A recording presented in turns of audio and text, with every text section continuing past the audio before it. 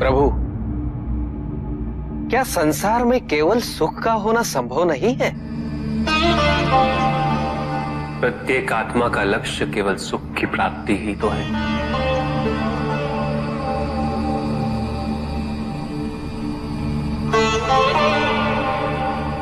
परमानंद की प्राप्ति। किंतु हम सुख नहीं, सुख को प्रदान करने वाली वस्तुओं को एकत्रित करना ही जीवन का उद्देश्य मान लेते हैं। ये समस्त संसार माया है, सब कुछ नश्वर है।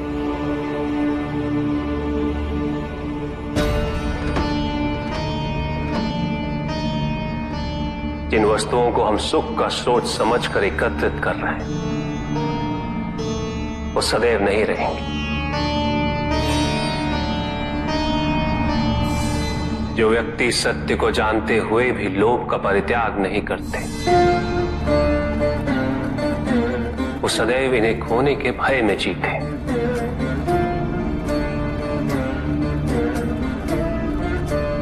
और जो व्यक्ति सत्य को जानते ही नहीं, वो अहंकार में जीते।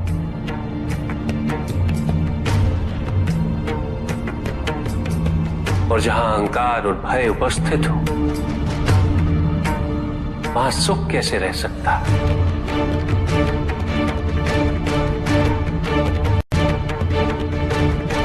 किसी को यह दुख है कि उसके पास कुछ भी नहीं, और जिसके पास सब कुछ, उसे ये दुख है कि पाने को कुछ शेष नहीं। सुख को हम स्वयं अपने दृष्टिकोण से परिभाषित कर देते हैं, जबकि वास्तविकता इससे भिन्न है।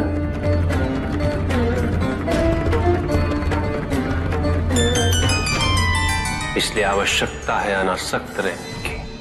किंतु प्रभु, क्या आसक्ति स्वाभाविक नहीं है? पर दुख का मूल कारण भी तो यही है ऋषि भृगु। आसक्ति हमारे मन की शांति को छीन लेती, उसे भंग कर देती।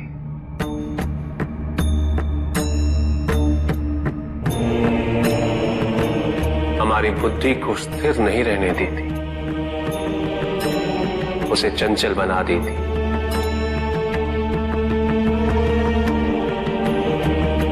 आसक्ति से प्रमाद की उत्पत्ति होती, प्रमाद मद होता है,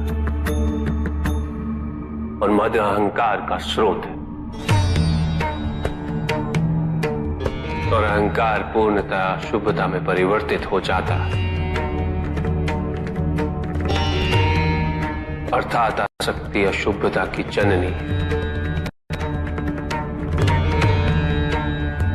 इसलिए अनावश्यक है। तो प्रभु, आसक्ति को अनासक्ति में कैसे परिवर्तित किया जा सकता है? और हम आसक्ति से कैसे उबर सकते हैं प्रभु? आसक्ति से मुक्त होना ही अनासक्ति है। आसक्तिहीन होने के लिए अपने और पराये का भेद मिटाना अनिवार्य है।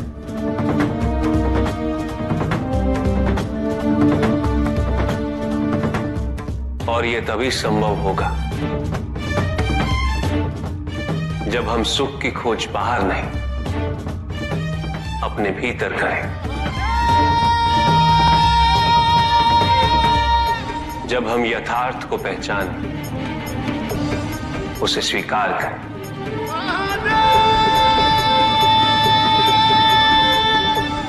हम अपने सुख को सांसारिक तत्वों से परिभाषित नहीं करें।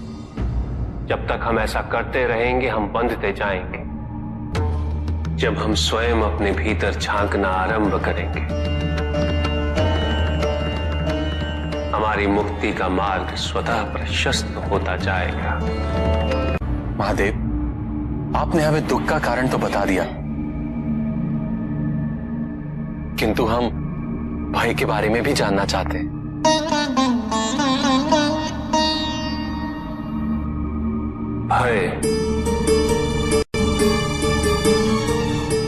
भय का स्रोत है इच्छा।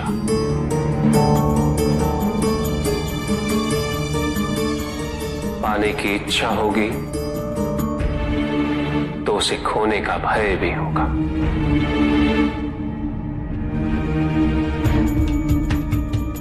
यदि जीवित रहने की इच्छा है तो मृत्यु का भय भी अवश्य होगा।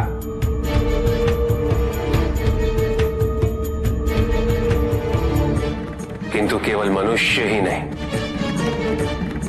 देवता, गंधर्व सभी इस भय से ग्रसित हैं।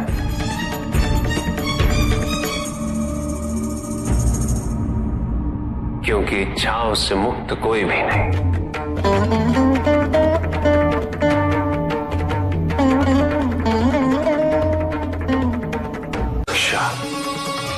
ईर्ष्या, द्वेष, परनिंदा और षड्यंत्र जैसे पाप भय से ही उत्पन्न होते हैं। और प्रत्येक पाप का प्रायश्चित केवल दुख और